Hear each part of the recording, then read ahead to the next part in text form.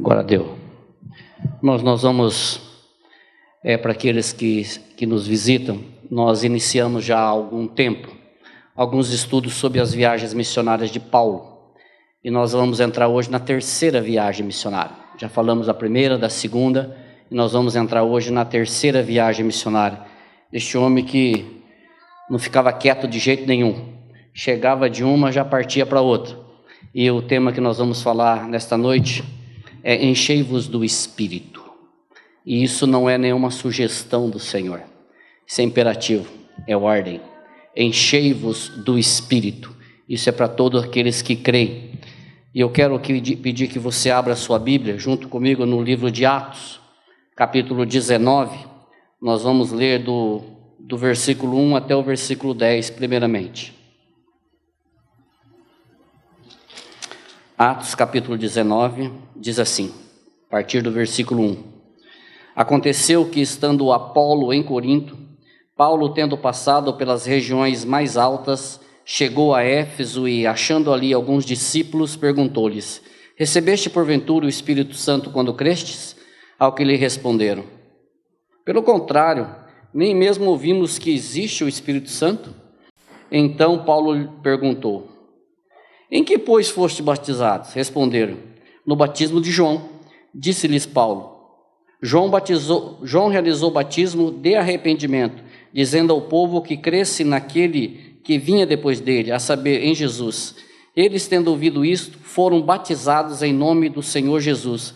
E impondo-lhes Paulo as mãos, veio sobre eles o Espírito Santo, e tanto falavam em línguas como profetizavam. Eram ao todo uns 12 homens.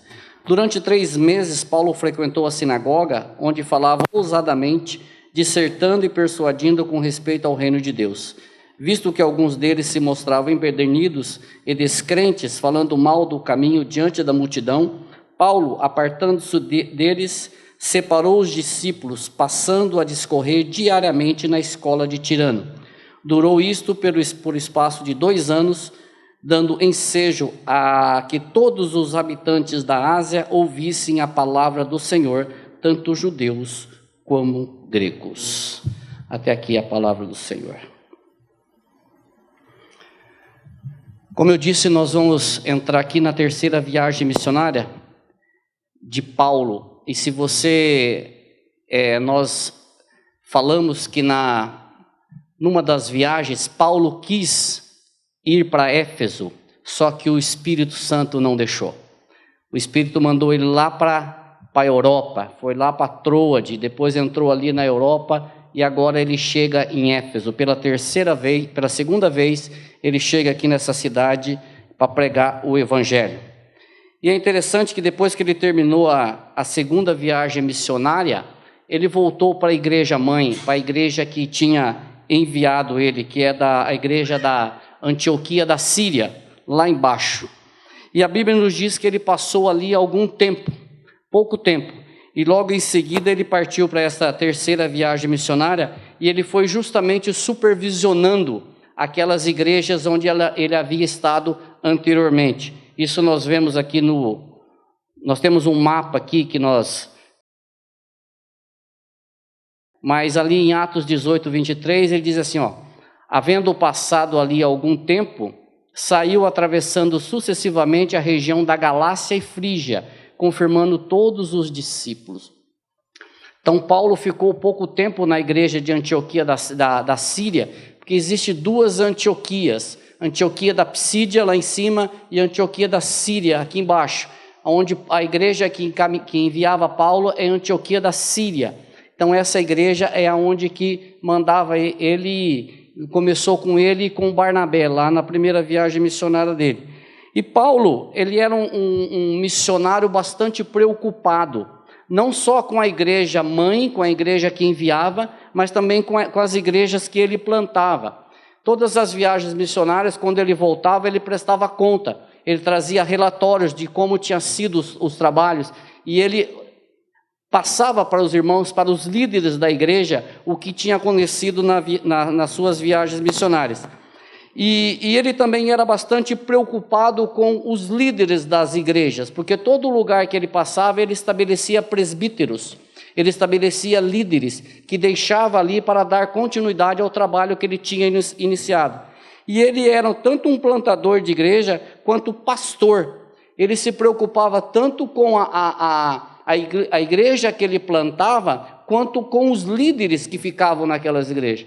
Ele não era uma pessoa que plantava uma igreja e o Senhor supra todas as vossas necessidades. Não, ele mantinha contato com aquelas pessoas e ele se preocupava bastante com aqueles líderes. E uma das cartas que ele escreve aos Gálatas, no capítulo 4, versículo 19, ele diz assim: filhinhos, meus filhinhos, por quem de novo eu sofro dores de parto. Ou seja, havia uma preocupação muito grande de Paulo pela continuidade, pela espiritualidade, pelo trabalho que aquelas igrejas desenvolviam e pelos líderes que ele tinha deixado em cada uma delas. Isso é muito interessante porque demonstra zelo, demonstra cuidado, demonstra preocupação, demonstra o interesse não somente pela igreja plantada, pelos líderes que ali estavam, mas por todos os povos, todas as pessoas que ali estavam ouvindo a palavra do Senhor.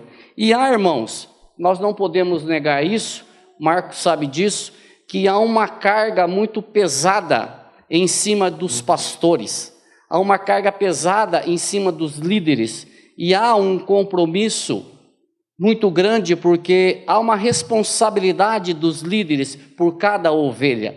Às vezes o pastor está aqui pregando, e nós estamos aí como ovelhas, mas nós às vezes não percebemos a carga que vem sobre o pastor, a responsabilidade de entregar um alimento sadio, de entregar um alimento bom, de pregar a palavra do Senhor corretamente, não fugir da verdade.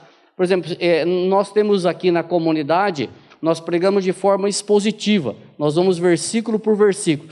Certamente, se fosse por tópico, eu pularia esse texto aqui, porque ele é um texto bastante complicado, também na nossa época. Então eu pularia, mas como ele é expositivo, nós pregamos as coisas gostosas, mas também nós pregamos aquele texto difícil. Por isso que há uma carga em cima dos pastores e presbíteros. E Pedro fala isso. 1 Pedro, capítulo 5, versículo 2, diz assim, isso para os pastores: pastoreai o rebanho de Deus que há entre vós, não por constrangimento, mas espontaneamente, como Deus quer, nem por sódio da ganância, mas de boa vontade. Hoje tem muitos pastores que precisavam dar uma lida nessa carta de Pedro hoje. Não por sódio da ganância, não por interesse, não por lucro, mas de boa vontade. E esta passagem ela descreve uma função de cuidado dos presbíteros, de cuidar do rebanho, sugere uma proteção divina, sugere orientação, sugere pelo menos 3 recomendações. Primeira recomendação: um espírito justo, não obrigado, mas de boa vontade. Não ser um pastor obrigado, mas de boa vontade. Uma segunda recomendação: uma motivação certa, ou seja, não lucro material. Não ser um presbítero, não ser um pastor por lucro, por interesse, mas a motivação certa. E a terceira, a maneira certa também, não mandando, não guiando, mas não sendo um déspota, mas sendo um exemplo. Por isso que eu disse para vocês que se pudesse pular esse texto, eu pularia. Mas Paulo tinha estas preocupações, tanto na igreja que ele fazia parte, quanto nas igrejas que ele implantava e que ele fundava. Muito bem, então Paulo chega, enfim, a Éfeso, para ali passar num período de 3 anos. Acho que foi o período que a igreja que ele ficou mais tempo, 3 anos.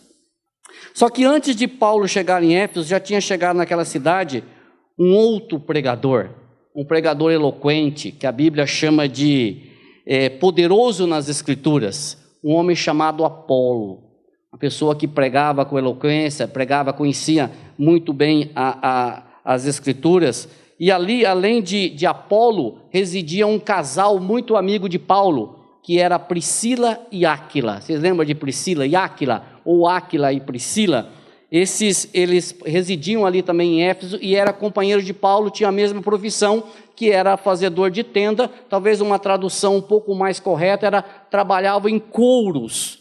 Esse era o trabalho de Priscila e Áquila e era o trabalho de Paulo também. E Apolo era uma pessoa tão persuasiva, tão inteligente, que quando Paulo escreve aos Coríntios, ele condena a separação da igreja, e ele diz que tinha um grupo que era justamente por Apolo.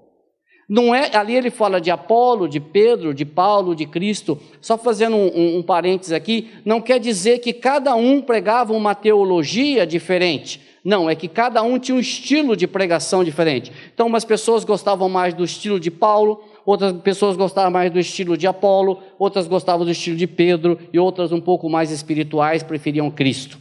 É que nós precisamos entender um pouco da filosofia. Ali naquela região eram filósofos, e eles iam para as praças fazer os seus discursos, as suas retóricas, os seus discursos eloquentes, e aí eles recebiam a Cristo e eles vinham para dentro da igreja. E muitos deles esperavam esse mesmo discurso da praça dentro da igreja. E aí uns preferiam o discurso de Apolo, outro de Paulo, outro de Pedro, mas a teologia, tanto de um quanto de outro, era a mesma. Um não falava uma coisa e outro falava outra. A Bíblia nos fala que Apolo era um homem que ensinava com precisão a respeito de Jesus. Com precisão a respeito de Jesus.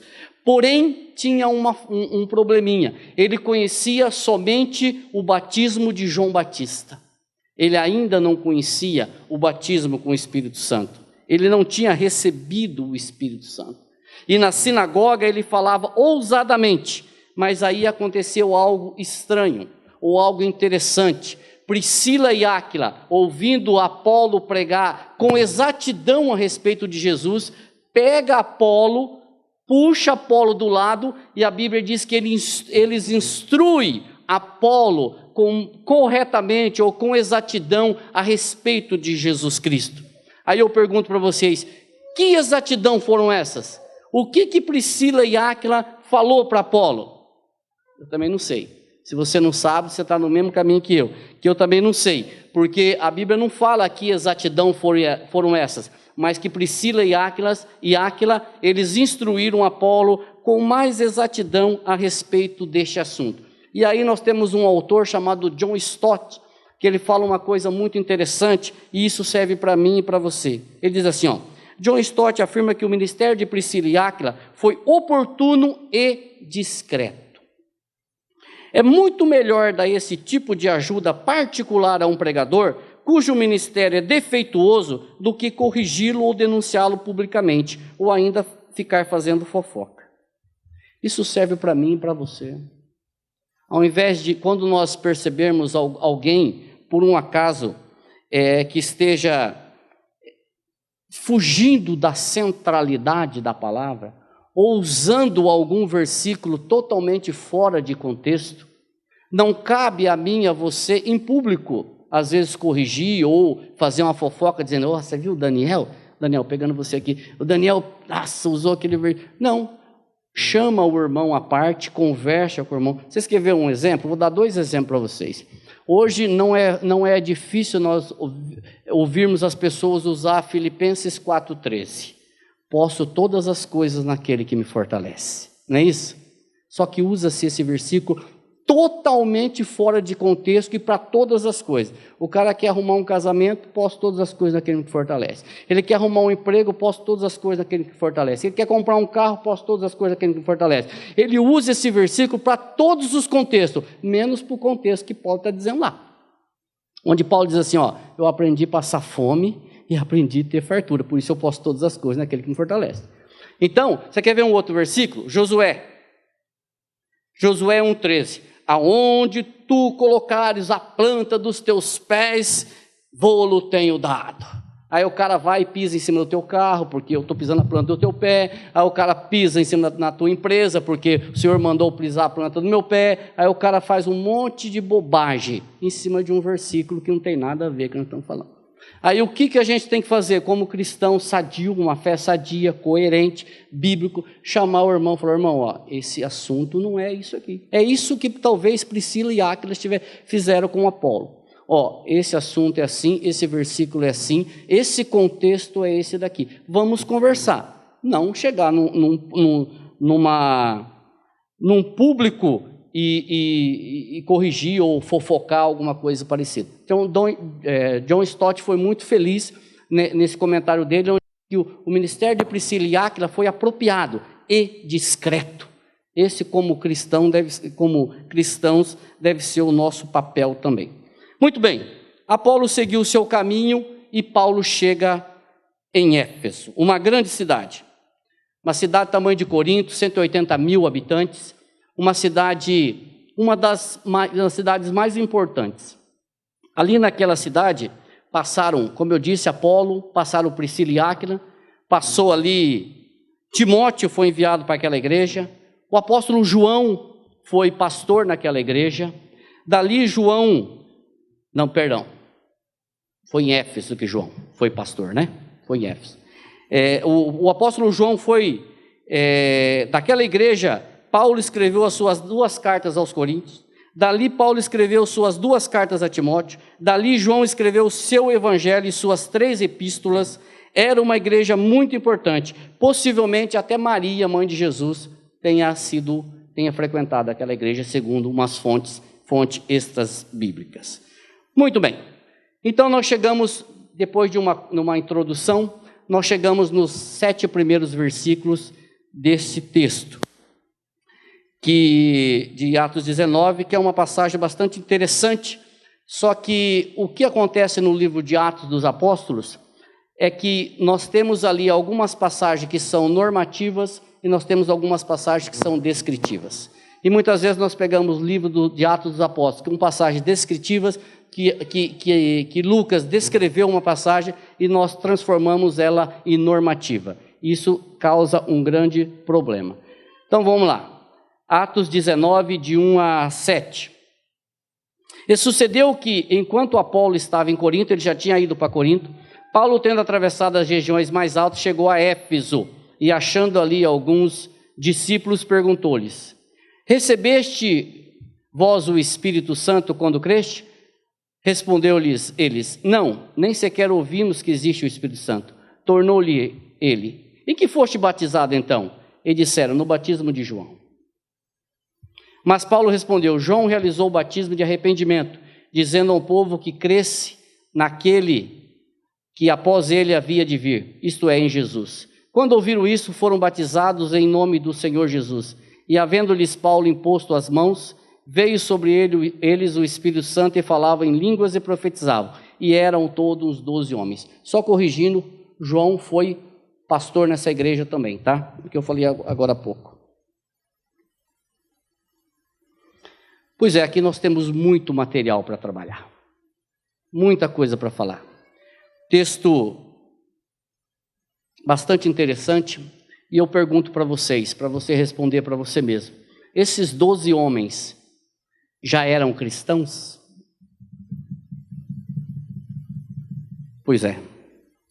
Quando Paulo pergunta para eles se eles já tinham recebido o Espírito Santo, a pergunta deles é que eles nem sabiam que o Espírito Santo tinha sido outorgado ou tinham sido concedido. Isso significa que eles não sabiam da existência do Espírito Santo. Esses homens eram discípulos de João Batista, do Velho Testamento ainda. Como é que pode isso? Pode que eles, que nem eu vou usar agora, vou plagiar o Augusto Nicodemos. Na época não tinha WhatsApp, não tinha Facebook, não tinha internet. Então a comunicação não era tão rápida quanto hoje. Eles não tinham conhecimento do batismo, do derramamento do Espírito Santo em Pentecostes. Possivelmente Paulo, tendo explicado sobre o batismo de João, que era um batismo de arrependimento que olhava para o futuro, para a vinda do Messias prometido, enquanto que o batismo cristão olhava para o passado, para a obra consumada de Cristo na cruz e para a sua ressurreição vitoriosa. Possivelmente o texto não nos deixa isso claro, mas possivelmente Paulo dá essa explicação para eles. O batismo de João olhava para o futuro, para a vinda do Messias. O batismo cristão olha para a obra de Cristo na cruz e para a sua ressurreição. O batismo de João estava do outro lado do Pentecoste. O batismo de João foi correto, foi verdadeiro, mas o tempo do batismo de João já tinha passado. E é a única passagem nas Escrituras que nós conhecemos que as pessoas foram batizadas pela segunda vez. E quando Paulo pergunta, vocês receberam o batismo? Ele diz, não. E aí Paulo batiza-os em nome do Senhor. E impõe a mão sobre eles e eles começam a falar em línguas que eles não conheciam. Impondo-lhes Paulo as mãos, veio sobre eles o Espírito Santo, e tanto falavam em línguas, quanto profetizavam.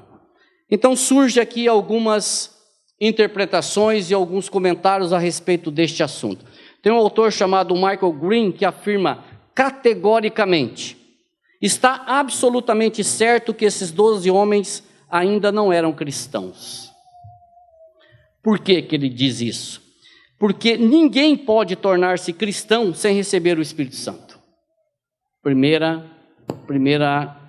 argumento. Já um autor chamado Howard Marshall declara, dificilmente esses homens eram cristãos, pois podemos afirmar com segurança que o Novo Testamento não reconhece a possibilidade de alguém ser cristão sem possuir o Espírito Santo. Nós temos uma passagem interessante no livro de João, no capítulo 3, versículo 5, que é onde Jesus Cristo está conversando com Nicodemos, aquele doutor da lei. E Nicodemos diz assim, Rabi, mestre, Senhor, poderoso, sabemos que és mestre vindo da parte de Deus, porque ninguém pode fazer esses sinais que tu fazes se Deus não estiver com ele.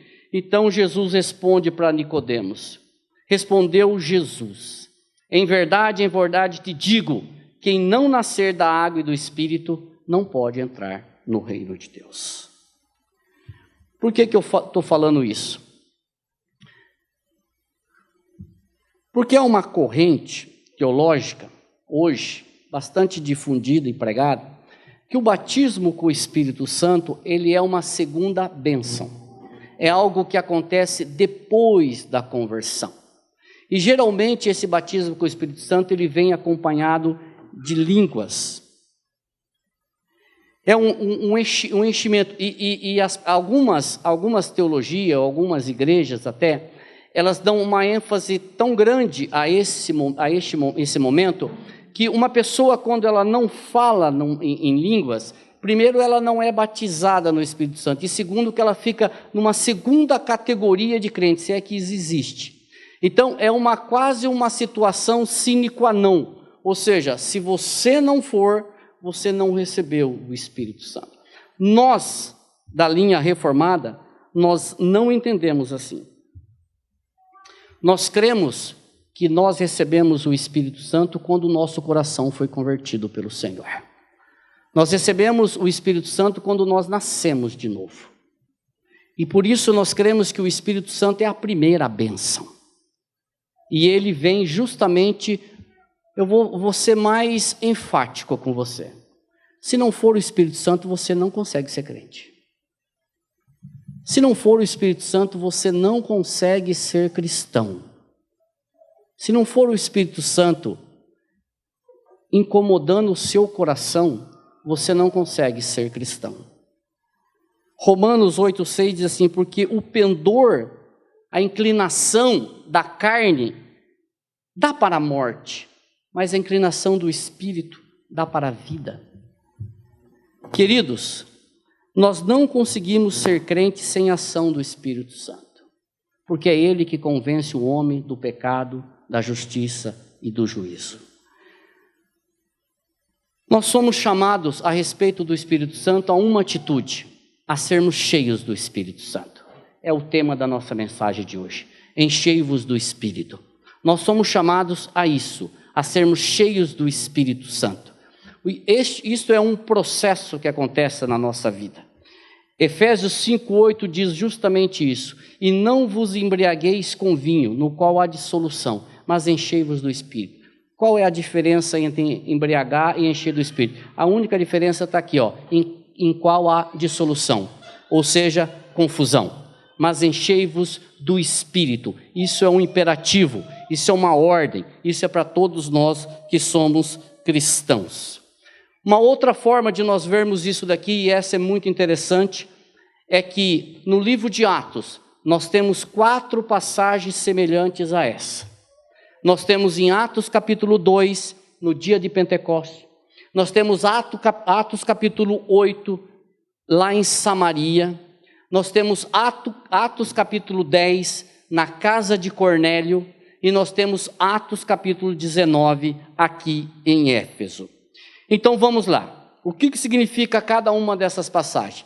Quem que estava lá em Atos capítulo 2? O que é o Pentecostes? Às vezes nós associamos o Pentecostes ao evento. O Pentecostes era uma festa que se comemorava 50 dias depois da Páscoa. Então, culminou de que a descida do Espírito Santo foi justamente nesse dia. Por quê? Porque tinha-se pessoas de várias nações, muitos judeus de várias nações que estavam lá na cidade justamente neste dia. Quem eram esses judeus? Pessoas que não voltaram do exílio babilônico. Lembra que do exílio babilônico, muitas pessoas não voltaram para Israel. Então eles concretizaram famílias, negócios em outras nações. Só que eles vinham para a festa de Pentecostes. Então culminou do derramamento do Espírito Santo, ser justamente no dia de Pentecostes. E ali, quando eles viram aquele barulho como um vento, e isso encheu a casa, eles ficaram perplexos. Diz aí Atos 2, 7 e 8. Estavam, pois, atônitos e se admiravam, dizendo: vede, não são porventura galileus todos estes que estão falando? E como os ouvimos falar, cada um na nossa própria língua materna? Então, o que se ouviu ali foi as grandezas de Deus na língua materna de cada uma daquelas pessoas que estavam ali. Tínhamos 120 pessoas falando. Tinha ali, acho que 15 ou 16 nações. Então, talvez cada um falava em mais línguas de outras nações. Mas línguas que todos conseguiam interpretar, porque eles ouviam falar. Uma coisa é eu falar um chinês aqui e ter um chinês ali e falar: puxa, ele está falando de Deus na minha língua. Então essa é uma manifestação do Espírito Santo que foi dada aos judeus que estavam em outras nações e vieram para Jerusalém. Essa foi a primeira manifestação. Segunda manifestação, Samaria. Quem eram os samaritanos? Povo mestiço. Povo que os judeus não se davam. Lembra da mulher samaritana lá no poço? Quando o Jesus estava conversando com ela, os discípulos chegavam e falaram assim: ele está conversando, além de ser uma mulher, ainda é samaritana. E o que ela fala para Jesus? Você vai pedir água para mim? Você não está vendo que eu sou samaritana? E os samaritanos não se dão com os judeus? Quem eram os samaritanos? Era a junção de assírios, a junção de gentios com judeus, portanto um povo misturado, um povo mestiço, por isso que os judeus não gostavam dos samaritanos. Depois da morte de Estevão, houve uma perseguição, lembra que diz em Atos? Houve uma perseguição, e exceto os discípulos, todos se espalharam. E Filipe, que era um diácono, que era amigo de Estevão de Atos 6, ele foi pregar justamente em Samaria, que era a capital do Reino do Norte. Foi justamente em Samaria, e ali o evangelho foi aceito. As pessoas criam em Cristo. E essa mensagem de que os samaritanos estavam recebendo o evangelho chegou em Jerusalém, chegou para os apóstolos. E aí os caras: poxa, mas logo em Jerusalém, a salvação não é só para judeu? Samaritano também vai ser salvo agora? Não é possível. E vai para lá quem? Pedro e João. Pedro e João vai ver toda aquele confusão santa, impõe a mão sobre aqueles homens e eles falam em línguas? Não falam. Não há manifestação de línguas em Samaria, mas possivelmente teve. Sabe por que possivelmente teve? Porque, eu não sei se eu coloquei o texto aqui. Coloquei. Então lhe puseram as mãos e recebiam eles o Espírito Santo. Por que possivelmente teve? Porque tinha um cidadão chamado Simão, que era um mágico, que ele enganava o povo com as suas magias, e as pessoas achavam que ele era grande coisa. E a Bíblia nos diz que quando ele percebeu que ao impor as mãos, as pessoas recebiam o Espírito Santo, ele quis comprar com dinheiro aquilo lá. Então, os estudiosos acreditam que a observação de Simão era que havia alguma manifestação lá, por isso que ele queria aquele dom do Espírito Santo. Mas aí tem toda aquela história, Pedro diz para ele, ó, fica com o teu dinheiro, e você não tem parte nesse reino e tudo mais. Mas o que eu quero enfatizar, percebe? Em Pentecoste, o Espírito Santo vem para os judeus. Em Samaria, vem para os samaritanos. E aí nós temos uma terceira situação, que é Atos 10, que vem justamente na casa de Cornélio. Quem é Cornélio? Um gentil. Cornélio estava orando, o anjo aparece para ele, manda ele buscar Pedro na casa que estava lá em Jope. Pedro está lá orando no telhado, na laje, abaixam um lençol cheio de animais, e a voz diz assim, Pedro, mata e come. Ele diz assim, não, de forma nenhuma, jamais entrou na minha boca carne de animal impuro. Isso acontece por 3 vezes. Neste momento, chega ali os homens e diz, olha, vamos para a casa de Cornélio, e o Espírito Santo diz assim, vai Pedro. A hora que Pedro chega na casa de Cornélio, começa a falar, o Espírito Santo é derramado sobre aqueles homens, e eles falam em línguas. Naquele momento, o Espírito Santo revelou para Pedro que aquele lençol não se tratava de animais, não se tratava de animais impuros, se tratava de homens, de gentios, de nação. Percebe? O Espírito Santo é derramado em Pentecoste no judeu, é derramado em Samaria no samaritano, e é derramado na casa de Cornélio aos gentios. E acontece agora em Efésios para os últimos discípulos de João Batista. Fecha-se o ciclo. Ou seja, o Espírito Santo, irmãos, é a linguagem de que há salvação para todos os povos. Nós fomos incluídos aonde? Em Cornélio. Porque eu e você, não sei se tem algum judeu aqui, mas eu e você somos gentios. Então nós fazemos parte desta inclusão. O Espírito Santo veio para mim também, veio para você também. E ele te incluiu lá na casa de Cornélio. Foi lá em Cornélio que ele diz, você gentil, também tem parte nesta família, se você crê. Hoje eu percebo algumas pessoas dizem assim, eu estou esperando um novo Pentecoste. Você vai esperar muito tempo, querido, porque não vai ter um novo Pentecoste. O novo Pentecoste não vai existir. O Pentecoste ele veio para dizer que o Espírito Santo... O que o Senhor estava falando para os apóstolos? Queridos, a salvação não é só para vocês. Não é só para judeu, veio para que eram seus, aos seus não o receberam, mas todos quantos o receberam, deu-lhes o poder de serem feitos filhos de Deus. O Espírito Santo veio para todos nós. Judeus, mestiços, gentios, discípulos de João Batista, todos. O nosso Pentecoste, como eu disse, aconteceu lá em Samaria. Irmãos, houve uma mudança de ação. Uma ação que era centrípeta passou a ser uma ação centrífuga. Qual a diferença desses palavrões? Antes, tinha que ir para a igreja, era centralizado. As pessoas precisavam ir para a igreja. Aonde era a igreja? Você lembra que as pessoas tinham que pelo menos 2 vezes por ano ir adorar. Então as pessoas tinham que ir à igreja em Jerusalém. Depois do Pentecoste, a igreja foi. Lembram de Atos 1:8, que é um versículo conhecido? Mas recebereis poder ao descer sobre vós o Espírito Santo, e sereis minhas testemunhas, tanto em Jerusalém, olha só, Jerusalém, Judeia, Samaria e os confins da terra. A ação da igreja deixou de ser uma ação centrípeta, centralizada, e passou a ser uma ação centrífuga. A igreja tem que ir. A igreja tem que ir. A ordem do Senhor diz, ide e pregai o evangelho a toda criatura. Percebe como mudou a ação da igreja? O Pentecoste, a descida do Espírito Santo, vem justamente para dizer isso para aquelas pessoas, que não é mais a centralização. A perseguição que o Senhor fez ali em Jerusalém foi para quê? Vão, saiam. Mas os discípulos ficaram ali em Jerusalém, mas depois eles saíram também e foram pregar o evangelho em todos os lugares. O Pentecoste, eu vou terminar. O Pentecostes, querido, é a inversão de Babel. O que aconteceu na Torre de Babel? O Senhor confundiu todas as línguas, certo? Confundiu todas, ninguém entendia mais o que estava acontecendo. Só que aqui, no derramamento do Espírito Santo, o Senhor trouxe uma única linguagem, a linguagem do Espírito Santo, uma esperança para todos os que creem. Aquela confusão não existe mais.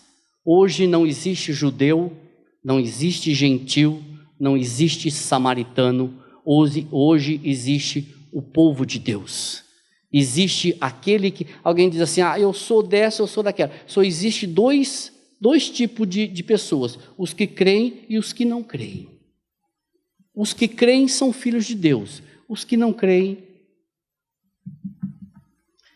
há para você, se você ainda não crê, meu querido, o Espírito Santo também veio para você. E saiba que, se você crê no Senhor, se você já nasceu de novo, você tem o Espírito Santo. Não pense que você vai receber daqui 10, eu vou aqui me concentrar, porque eu vou... Não, você já recebeu o Espírito Santo.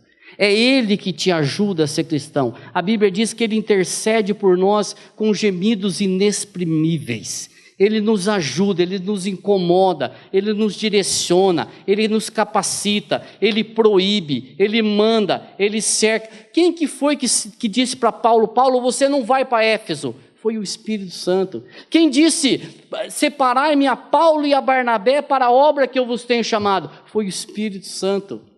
Quem que faz tudo essas coisas? É o Espírito Santo. E esse Espírito Santo, ele nos é dado quando nós nascemos de novo. Então, se você crê no Senhor Jesus, saiba que você tem o Espírito Santo. Amém?